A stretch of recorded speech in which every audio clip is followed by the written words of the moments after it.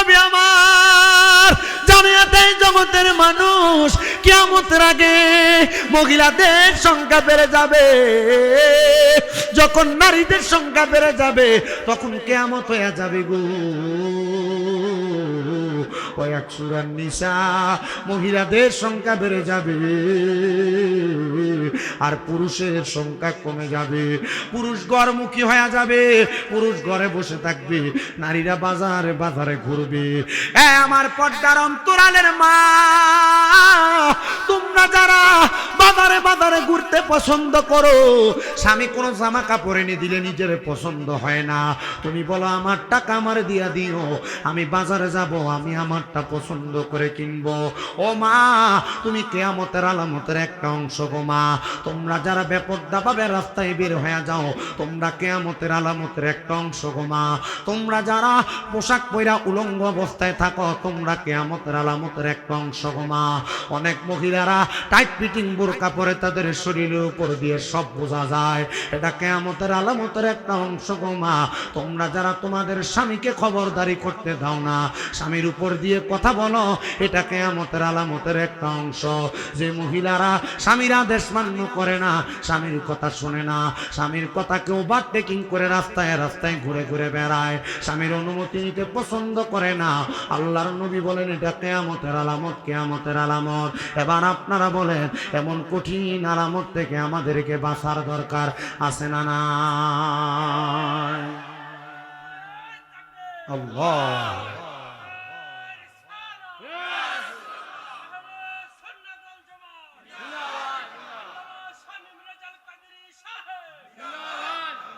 এটা শরীরে দূরে আসক আছে, সব ডিজেটি থাকবি দুইটা জুমায় খালি। সবাই বলেন এমন অবস্থা আছে না নাই? আছে। বাজারে বাজারে নারীর সংখ্যা কম না বেশি?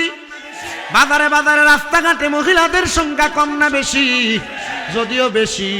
যদি পর্দা করত কখনো কোনো রকম মানা যাইতো, এখন পর্দা করে না, রাস্তার মধ্যে আগে মুখ খোলা রাইখা হাঁটা শুরু হয়েছে, এখন আর হেজাবও লাগায় না, বোরকার উপর দিয়া কোনো রকম উন্নাটা লাগায়া গলার মধ্যে পুরুষ মানুষের মতো ফেঁস দিয়া ঘুরে ঘুরে বেড়ায়। আপনারা বলেন এমন মহিলাও সমাজে আছে না নাই? আরে আজকালকার নারীগণে তারা স্বামীদেরকে ঘরে রেখে, বলো আজকালকার নারীগণে তারা স্বামীদেরকে ঘরে রেখে, হায়রে সিনেমাতে যায় গো তারা, রাস্তাঘাটে ঘুরে বেড়ায় দায়ুসের বেশে। সাবধানে থাকিও নারী পর্দার আড়ালে, বলেন সাবধানে থাকিও নারী পর্দার আড়ালে। হায়রে হাদিসে হারামে লিখে অন্য দেখিলে, হায়রে হাদিসে হারামে লিখে অন্য দেখিলে, সাবধানে থাকিও নারী পর্দার আড়ালে। হায়রে সাবধানে থাকিও নারী পর্দার আড়ালে। হায়রে মুখে ঠোঁটে সোনো মেখে তারা মাথার ঘুমটা ফেলে দিয়ে, বলো মুখে ঠোঁটে সোনো মেখে তারা মাথার ঘুমটা ফেলে দিয়ে ঘুরে বেড়ায় মান সম্মানে, ঘুরে বেড়ায় জন সম্মানে দায়ুসের বেশে। সাবধানে থাকিও নারী পর্দার আড়ালে, বলো সাবধানে থাকিও নারী পর্দার আড়ালে। হায়রে হাদিসে হারামে লিখে অন্য দেখিলে, হায়রে হাদিসে হারামে লিখে অন্য দেখিলে, সাবধানে থাকিও নারী পর্দার আড়ালে। একটা জবানও বন্ধ রাখবেন না। আপনারা বলেন মহিলারা পর্দা করার দরকার আছে না না? মোল্লা সাহেব পর্দার ওয়াজ করে রাস্তা দিয়ে জায়গা, বেডির কাছে পর্দার ওয়াজ করছে, মহিলারা পর্দা থাকবার লাগা। বেডি মোল্লা ওয়াজ করে নামার পরে পর্দাটা সরাই ওই কই, দেখি কোন মোল্লাটা ওয়াজ করছে, এটা পর্দা নি।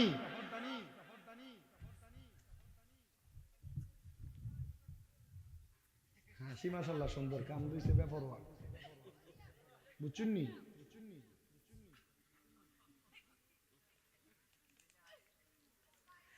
তাহলে আপনারা বলেন কিয়ামতের আলামত আমাদের মা বোনেরা আছে না?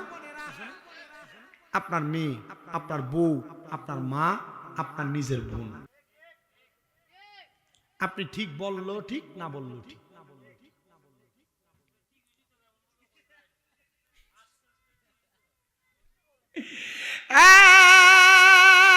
আমার হবিগঞ্জের শাস্তাগঞ্জের আমার ফরিদপুরের নিশাপাট সরকারি প্রাথমিক বিদ্যালয় পশ্চিম সংলগ্ন মাঠে 17তম সুন্নি মহাসম্মেলনে যারা বসেছেন, দেখেন আপনারা কেমনে দোজকের আগুনে জ্বলা লাগবে। আমি আপনাদেরকে বলি, আপনারা একটা মহিলার কারণে কমপক্ষে 4 জন পুরুষ মানুষ দোজকের আগুনে জ্বলা লাগবে। কয়জন? একটা মহিলার কারণে কমপক্ষে 4 জন পুরুষ মানুষ দোজকে জ্বলা লাগবে। ইয়া রাসূলুল্লাহ, নবী, মায়ের নবী, আপনার কাছে জানতে চাই, আপনি বলেন না কোন 4 জন পুরুষ মানুষ একজন মহিলার কারণে দোজকে যাবে?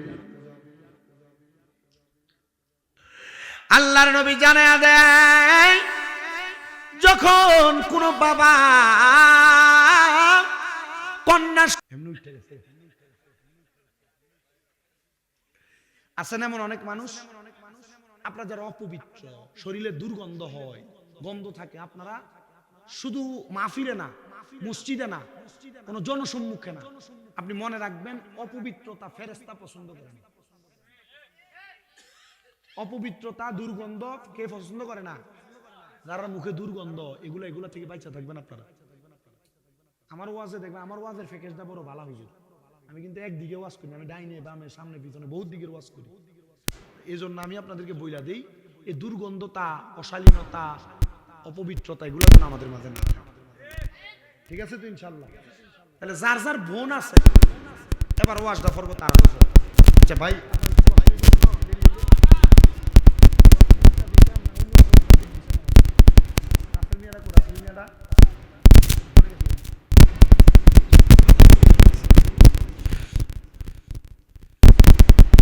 যাদের বোন আছে ওই ভাইদের জন্য সতর্কতা।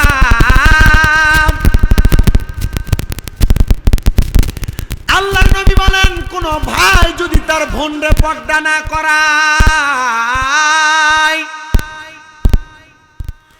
ওই বোন যখন দুজকে যাবে, ফেরেশতাদেরকে প্রশ্ন করবে ফেরেশতার দল, আমারে কেন দুজকে দাও? বলবে তুমি বেপর্দা হওয়ার কারণে। বলে ঠিক আছে দাঁড়াও, আমি যার কারণে বেপর্দা, আমি তারে ছাড়া দুজকের আগুনে জ্বলবো না। আপনাদের যাদের বোন বেপর্দা ঘুরে বেড়ায়, স্কুলে যায় ঘুমটা ছাড়া, টাইট ফিটিং জামা পরে, এমন বোরকা পরে, এত টাইট শরীরের অঙ্গ প্রত্যঙ্গ কোনটা কেমন সাইজের সবই বোঝা যায়। মনে রাখতে হবে মুসলমান, এমন বোন যাদের বেপর্দা, ওই ভাইকে সারা বন্ধু চোখের আগুনে জ্বলবে না। এখানে আমরা কোনো না কোনো মায়ের সন্তান, ও বাবা মা বৃদ্ধ হয়ে গেছে, তবুও তুমি তোমার মারে ফর্দা করো না। কই বুড়া মানুষ কি হইব, চাচার সামনে গেছে, জেঠার সামনে গেছে, না না না যাইতে পারবে না।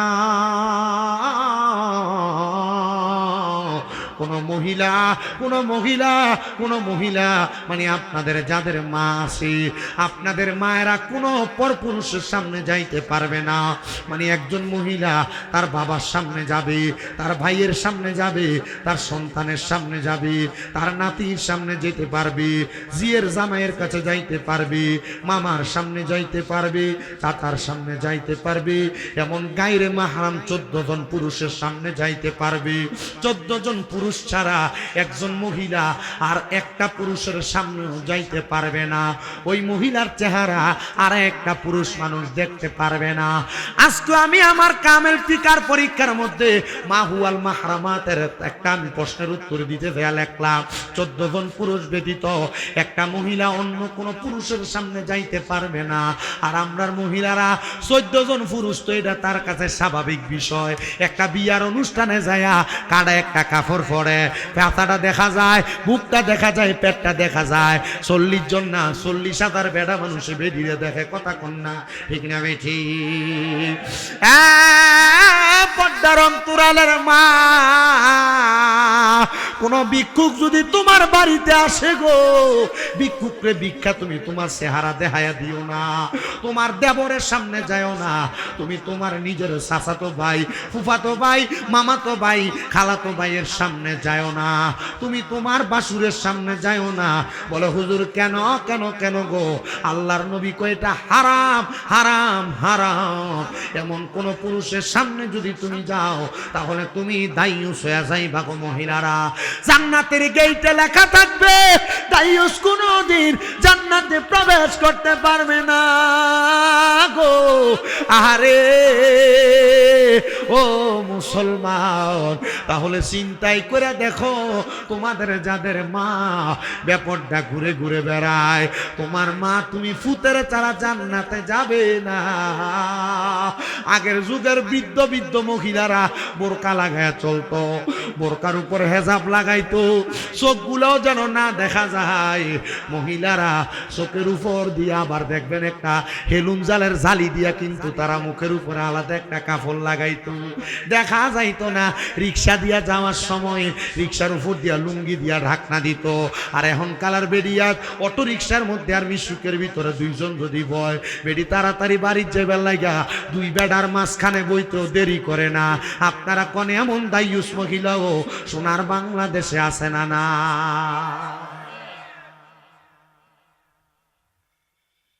চিন্তা করি আগামী বছর বা এই বছরও যদি বেডিয়েতের কাছে পয়সার লাগে যা করবো, ইটা বক্তা দাওয়াত দিতে আর আমরা 2 বার লাগিয়া টেহা পয়সা নাই। এমনি বলে মাহফিলে বলে গত বছর কত মানুষ টেহা পয়সা লেহাইয়া দিছে না। এটি মারহাবা ফাটি। কি ফাটি? জোরে কও, কি ফাটি? মারহাবা ফাটি। নাম ফুড়াইবার লাগে কয় আমি দেলাইমু ফ্যান্ডেল একটা, আমি দেলাইমু গরু একটা, আমি দিমু চাউল 1 বস্তা, আমি দিমু 10,000, আমি দিমু 5,000। পরে গরু লেহাইয়া দে মূর্খা। কই আর কি দিছে তো না, লেহা 10,000 দেয় 1,000। আমি এগুলো শুনলে আমার কাছে খুব কষ্ট লাগে। আপনি দিতেন ভাবতেন না, তো লেখাইতেন কেন? কথা কই ওই মাহফিল করবো নাহলে করার দরকার নেই। না আপনি নামটা দিয়ে ফুটাইলেন, এখন মাহফিল কমিটির তো মানছে ধরে, এ বেটা তোরা গত বছর তো পয়সা কালেকশন করছ, ও তোরা মাহফিলেও তো হইছে না, এই তো হইছে না, হয়নি? তখন তো পুরো আস্থা দূর যায় মাহফিল কমিটির উপরে পড়ে। মাহফিল কমিটি জানে একজনের থেকে 1,000 টাকা বাইর করতে মাহফিল কমিটির কত কষ্ট।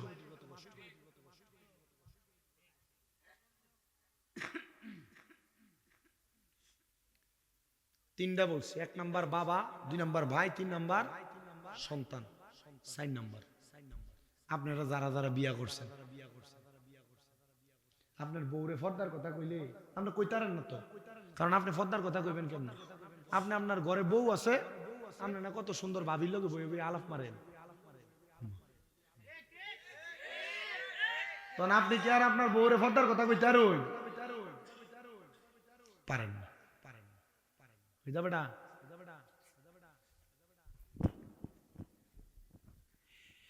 এ বাবা শোনা, যদি কোন স্বামী তার স্ত্রীকে পর্দা না করায় গো, তাহলে ওই স্ত্রী তার স্বামীকে সারা জাহান্নামের মধ্যে যাবে না।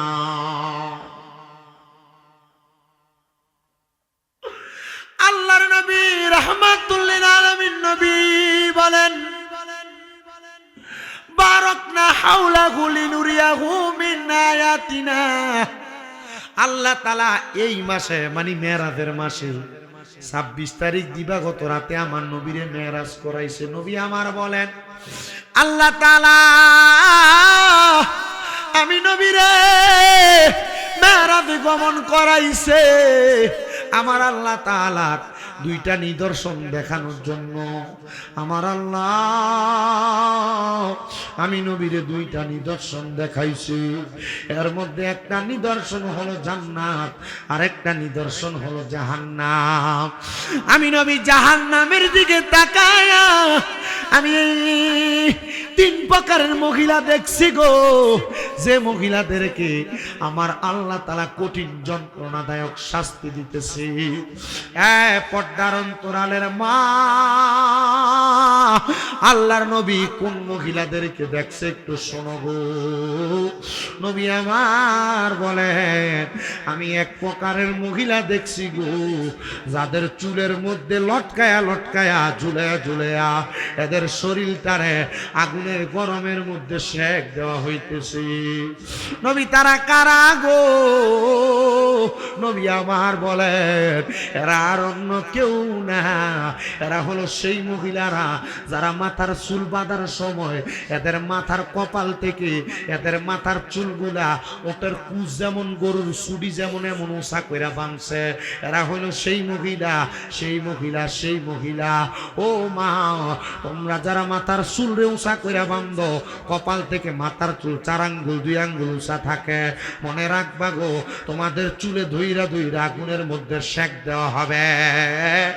আল্লাহর নবী বলে, আমি 2 নাম্বার আরেক প্রকার মহিলা দেখছি গো, যেই মহিলাদের জিহ্বাগুলা আগুনের কেচি দিয়া কাইটা কাইটা এদের জিহ্বার মধ্যে লোহার শিক লাগাইয়া দিয়া এদেরকে জাহান্নামের উপরে ঝুলানো হচ্ছে। নবী গো তারা কারা? আমার নবী বলেন, এরা হলো ওই মহিলারা যে মহিলারা তাদের জবান দিয়া স্বামীরে বদদোয়া দিছে, স্বামীরে গজব দিছে, সন্তানকে লানত দিছে। এমন অনেক মহিলারা দেখবেন আছে, আল্লাহর গজব তোর উপরে পড়ুক বইলা সন্তান রে আর জামাইরে গজব দেয়।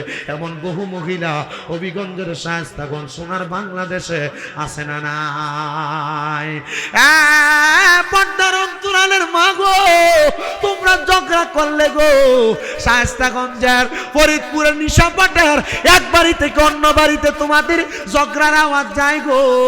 মা, তুমি তোমার স্বামীকে গালি দিলে, মন্দ কথা বললে, তোমার আওয়াজটা অন্য বাড়িতে যা পৌঁছায়, তোমার জিহ্বাতে গরম শিক লাগাই দিয়া আগুনের উপরে ঝুলে ঝুলে দেওয়া হবে। নবী আমার বলেন, উম্মত শুধু তাই না রে ও নবী গো, আর কোন মহিলা?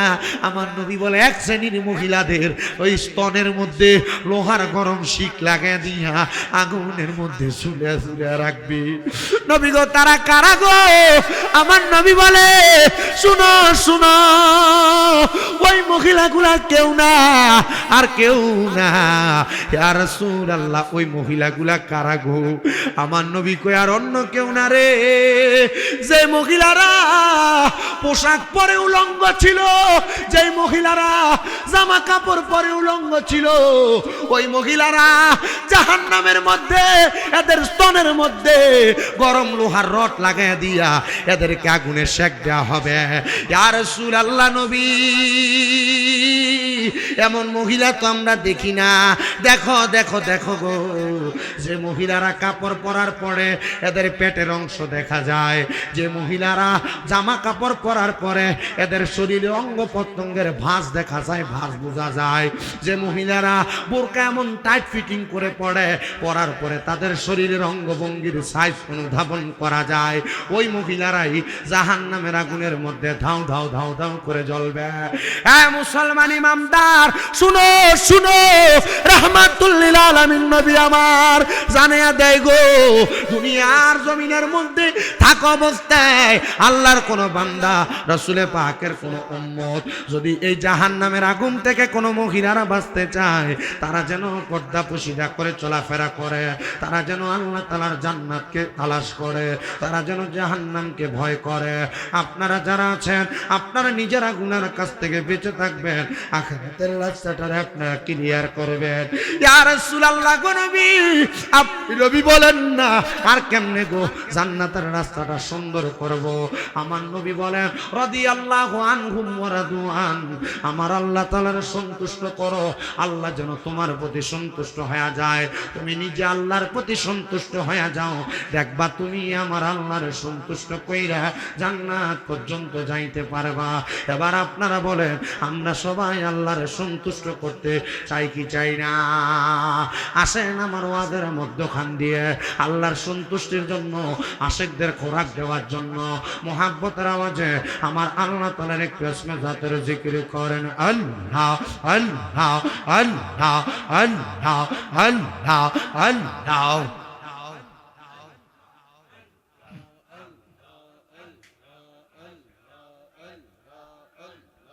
আল্লাহ আল্লাহ আল্লাহ আল্লাহ আল্লাহ আল্লাহ আল্লাহ। দয়াল নবী তুমি গুণ মগনে মারহাবা।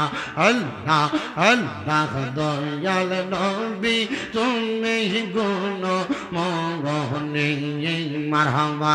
আল্লাহ আল্লাহ পাপী উম্মত উদ্ধারিতে গো নবী সেজদায় থাকবেন পৌঁহরি গো নবী।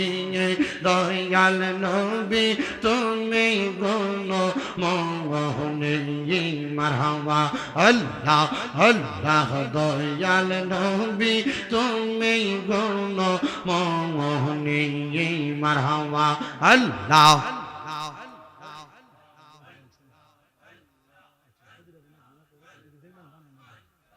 আল্লাহ আল্লাহ পাপী উম্মত উদ্ধারিতে গো নবী সেজদায় থাকবেন পৌঁহরি গো নবী। দয়াল নবী তুমি গুণ মগনে মাশাআল্লাহ। আল্লাহ আল্লাহ জান্নাতের মালিক আপনি, জান্নাত পিলাইবা গো নবী, জান্নাত পিলাইবা। পাপী তাপী উদ্ধারিতে গো নবী সেজদায় থাকবেন পৌঁহরি গো নবী। দয়াল নবী তুমি গুণ মগনে মারহাবা। আল্লাহ জবানটা খুইলা আল্লাহ ডাকে স্মরণ নাই। আল্লাহ আল্লাহ কাউসা রে রহমানে কাফনে, কাউসা রপি লাইবা গো নবী, কাউসা রপি লাইবা মারহাবা। আল্লাহ আল্লাহ পাপী তাপী উদ্ধারিতে গো নবী সেজদায় থাকবেন পৌঁহরি গো নবী। দয়াল নবী তুমি গুণ মগনে মাশাআল্লাহ। আল্লাহ আল্লাহ আল্লাহ তোমার লাইগা বানায়াছে গো আমার আল্লাহ সারা দুনিয়া গো নবী। দয়াল নবী তুমি গুণ মগনে মারহাবা। আল্লাহ আল্লাহ আল্লাহ আল্লাহ আল্লাহ। আল্লাহ একদিন নিয়া যাইবা ইমানদারবা নাইয়া নিও নবীজির প্রেম ইমানের মূল সবাই বোঝার তৌফিক দিও মাশাআল্লাহ। আল্লাহ আল্লাহ কবরে পরীক্ষা হবে নবীজিকে দেখাইবে যে নবী নবীকে না চিনিবে জান্নাত পাবার আশা নাই ও মারহাবা আল্লাহ আল্লাহ আল্লাহ একদিন নিয়া যাইবা ইমানদার বা নাইয়া নিও নবীজির প্রেম ইমানের মূল সবাই বোঝার তৌফিক দিও মারহাবা আল্লাহ আল্লাহ আল্লাহ আল্লাহ মা খাদিজা যাদের নানি ছিল মায়া বড় ধনী জাবালে নূরে যাইতেন তিনি জাবালে নূরে যাইতেন তিনি নবীকে খাওয়াইতে খানা আল্লাহ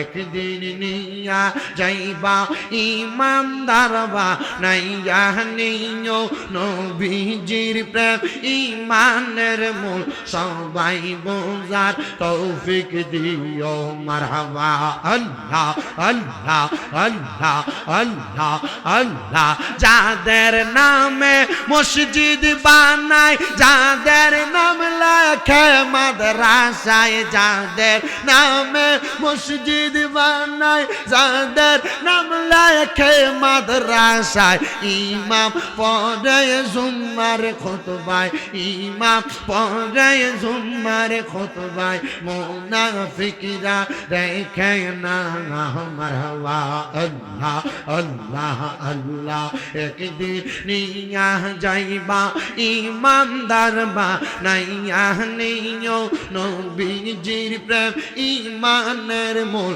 সবাই বোঝার তৌফিক দিও মারহাবা আল্লাহ আল্লাহ আল্লাহ মুর্শিদ গুণ মনি ওলোহা রেবা নাই সহ কানসা সোনা মারহাবা আল্লাহ আল্লাহ মুর্শিদ গুণ মনি গোলোহা রেবা নাই সহ কানসা সোনা মারহাবা আল্লাহ আল্লাহ তোমার নামে অকুল গঙ্গে তোমার নামে অকুল গঙ্গে বাসাইলাম বাঙ্গা তো রি মুর্শিদ আমার হইয় গোকান ডাগারে ও পরাণের মুর্শিদ তুমি আমার হইয় গোকান ডাগারে মাশাআল্লাহ আল্লাহ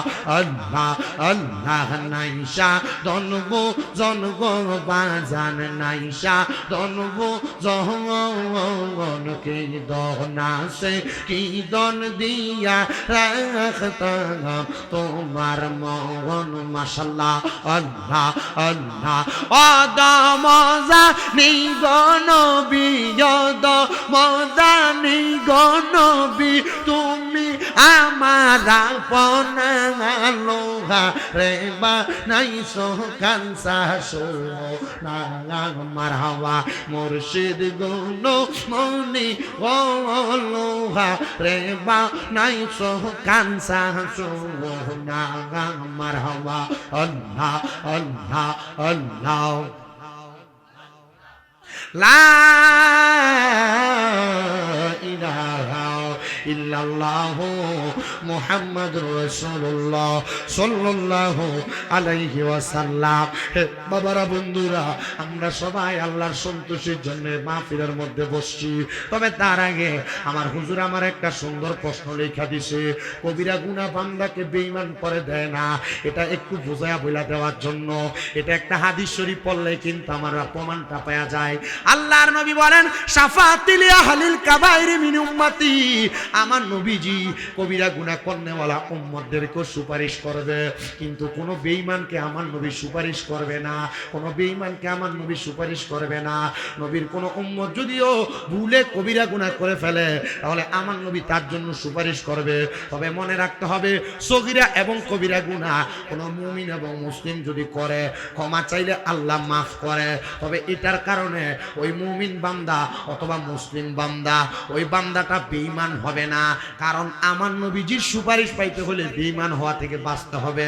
আর এই জন্য আল্লাহ তাআলা মুমিন বান্দাদেরকে আর মুসলমান বান্দাদেরকে বেঈমান বানান না। মনে রাখতে হবে মুসলমান। হযরতে আল্লামা জুরকানি রহমতুল্লাহ আলাইহি উনি অত্যন্ত সুন্দরভাবে উনি একটা প্রশ্ন নোট করেছেন। আল্লামা মারগিবিনী রহমতুল্লাহ আলাইহি আরেকটা প্রশ্ন নোট করেছেন। হযরতে ইমাম কুস্তালানী রহমতুল্লাহ আলাইহি একটা কথা নোট করেছেন। তারা তিনজনের তিনটা বাক্যকে একসাথে হযরতে আল্লামা সানাউল্লাহ ফানিপতি রহমতুল্লাহ আলাইহি একটা বাক্য নোট করে বলেছেন, দুনিয়ার মানুষ যদি তোমরা একবার জবান দ্বারা কালিমা তয়্যিবা লা ইলাহা ইল্লাল্লাহ মুহাম্মাদুর রাসূলুল্লাহ সাল্লাল্লাহু আলাইহি ওয়াসাল্লাম পড়ে আল্লাহ রাসূল এবং আল্লাহর প্রেরিত সব কিতাবের প্রতি নবী রাসূলের প্রতি ঈমান আনো, যদিও তোমরা ছোট ছোট বড় বড় কোনো গুনাহ করে ফেলো, তোমরা তওবা করে ফেলবা যেন এই গুনার পাল্লা তোমাদেরকে কুফরি পর্যন্ত না পৌঁছায়, তাহলে তোমরা বেঈমান হওয়া থেকে বাঁচবা। মনে রাখতে হবে আমরা বেঈমান হব না, কারণ আমাদেরকে বেঈমান করবে না। এটা আমাদের জন্য আকে নামদার তাজেদারে মদিনা হুজুর মুহাম্মদ সাল্লাল্লাহু আলাইহি ওয়াসাল্লাম নবী খাস করে দিয়েছেন, নবীর উম্মতেরা কখনো বেঈমান হইয়া মরবে না। নবীর উম্মতেরা কখনো বেঈমান হইয়া মরবে না। তবে এই প্রশ্নগুলা বড় বড় আলেমরা করলে হুজুর এটা ভালো আমারে না করার স্থিতি। আমি আপনাদেরকে যে কথা বলতেছিলাম বাবা শুনেন, আমরা আল্লাহরে সন্তুষ্ট করে দুনিয়া থেকে যেতে চাই। রাহমাতুল লিল আলামিন নবীজি সাহাবায়ে কেরাম নবীরে প্রশ্ন করি, ইয়া রাসূলুল্লাহ আল্লাহরে খুশি করার কয়েকটা মাধ্যম আপনি বলেন না।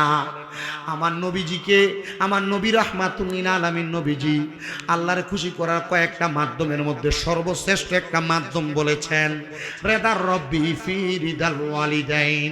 আম্মা আব্বারে সন্তুষ্টি করলে, আম্মা আব্বারে খুশি করলে আমার আল্লাহ খুশি হয়। জোরে জোরে কন্যা সুবহানাল্লাহ। জান্নাতের চাবি আমার মা,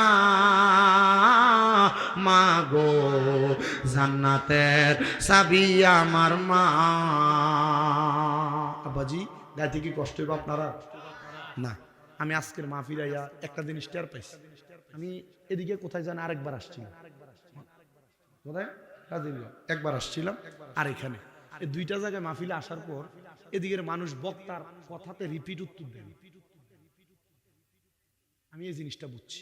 আর নচেত আমি বললাম না, আমি গতকালকে হবিগঞ্জে মাহফিল করলাম, এর আগের দিনও মাহফিল করলাম হবিগঞ্জে, এর আগের দিনও করলাম হবিগঞ্জে।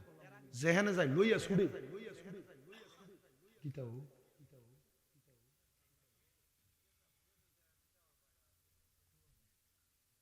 তোমরা মানে আমার এক মাহফিলে দাওয়াত দিয়ে চারি মাহফিলের ওয়াজ আদায় করেন এই বুদ্ধি। আরেকদিন দাওয়াত দিয়ে একটা প্রথম বিষয় দিয়ে আমার বিষয় দিচ্ছে দেন না, আরেকটা দিচ্ছে জিনাবা বিচারের শাস্তি, এরপর দিচ্ছে বিবাহের ইসলামিক বিধান, এরপর দিচ্ছে ইবাদত কবুল হওয়ার পূর্ব সপ্তাহ হালাল খাবার। এটা তিন মাহফিলের ওয়াজ। হ্যাঁ, এক মাহফিলে লয়ে দেবে, আবার দাওয়াত দিও, ধরো বয়ে দে দাও। জিনাবা বিচারের শাস্তি এক নাম্বার, 2 নাম্বার বিবাহের ইসলামিক বিধান। এটা ফরজ, কখনো ওয়াজিব, কখনো সুন্নাত, কখনো হারাম। এটা হলো বিবাহের বিধান। ইবাদত কবুল আর পূর্ব সত্য হালাল খাবার দিয়ে সবাই জানে মোটামুটি। কিন্তু প্রথমটা যেটা জিনাবা বিচারের শাস্তি, এটা কইতে গেলে আস্তে একটা ওয়াজ লাগবে। ও আচ্ছা, কোনানে বিয়া ফরাইবো এটা নি কইছেন আপনি, এটা না কইবে বেটা ভাঙ্গে কও। বিবাহের ইসলামিক বিধান বিয়া মসজিদে পড়ানো সুন্নাত। জোরে কয় না তো আলহামদুলিল্লাহ ভাই। আমি বুঝি তার রেসবি আছে এনে কতলা, তোমরা আমার দিয়ে এটা কমাইতেছো। বিয়া মসজিদে পড়ায় লাভ আছে। মাইয়া কই থাকবো ভাই, আর ফুরি কই থাকবো, বেড়া কই থাকবো, জামাই দামান তো থাকবো মসজিদ। শুধু এমনি না, আমি আমার নিজের কয়েকটা দোস্তর বিয়েও এমনি পড়াইছি। মসজিদে খেজুর আনবা, ছিটিয়ে দিবা, ওইখান থেকে খেজুর খাবা, এটা বিবাহের ইসলামী। বিবাহে খুতবা দেওয়া এটা সুন্নাত, এটা বিবাহের বিধান। আজকে আমাদের আজকে হুজুর ফিকুল মাশারি আছে,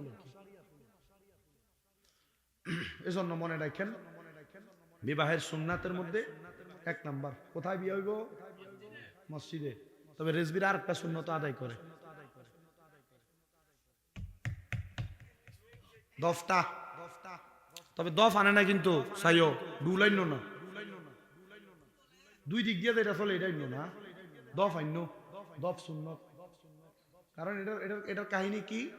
কারণ জেনা ব্যভিচার লুকিয়ে করা হয়, আর আল্লাহর হাবিব সাল্লাল্লাহু আলাইহি ওয়াসাল্লাম বিবাহের ব্যাপারে এলান করতে বলছেন। এলান, বিবাহের ব্যাপারে কি করতে বলছেন?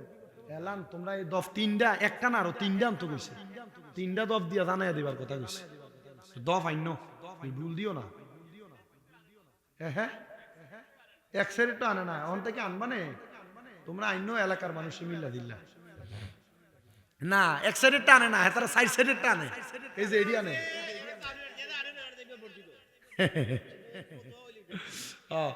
এরা সাইড সাইডের টানে সাইড সাইডের টা আনে না ও এরা বিয়ের ভিতরে ডোল বাজানি রে ফেতনা মনে করে কিন্তু ডেক্সেট বাজাতে এটারে ফেতনা মনে করে না ডেক্সেট বাজানি গান বাজনা করা হারাম এটারে হারাম মনে করে না ও বিয়ের ভিতরে দফ আনাটারে এটারে হারাম মনে করে হ্যাঁ আবার আচ্ছা হুনো আরেকটা কই এ তোমরা বিয়ের ভিতরে তোমরা গান বাজনা করো এই স্পিকার আনো শোনো এই গান বাজনা করা হচ্ছে হারাম গান বাজনা করা কি কথা কয় না তো এ দেখবা হুজুর কি এই মসজিদের ইমাম সাহেব নাকি এই মসজিদের না তো আচ্ছা এই মসজিদের না হইলে অন্য মসজিদের হইলো অসুবিধা না আমরা কই না আমি কই হ্যাঁ আচ্ছা রাখো এটা মারতো না বেড়ার মাত বেড়া শরম পাবে কই আমি বিয়ার ভিতরে গান বাজনা করা কিটা ইমাম সাহেব বিয়ার ভিতরে দোয়া করে আল্লাহুম্মা আমিন আল্লাহ বিবাহের মাধ্যমে যে সন্তান হবে তুমি একটা নেক সন্তান দিও দোয়া করেনি করেনি আল্লাহ বিবাহের জিন্দিগিটাকে তুমি একটা সুন্দর জিন্দিগি নসিব করো তাদের দাম্পত্য জীবন বালা করো এক নম্বরে হারাম গান বাজনা দিয়ে শুরু কইরা এ বিয়া থেকে কি কখনো হালাল সন্তান জন্মাইব কি গান আমি তো প্রথমেই কইলাম ইসলামের সঙ্গীত না ইচ্ছা মতো গজল কওয়া আমি এর লাগে তো মাশাআল্লাহ বলে হ্যাঁ রে মাশাআল্লাহ কইছে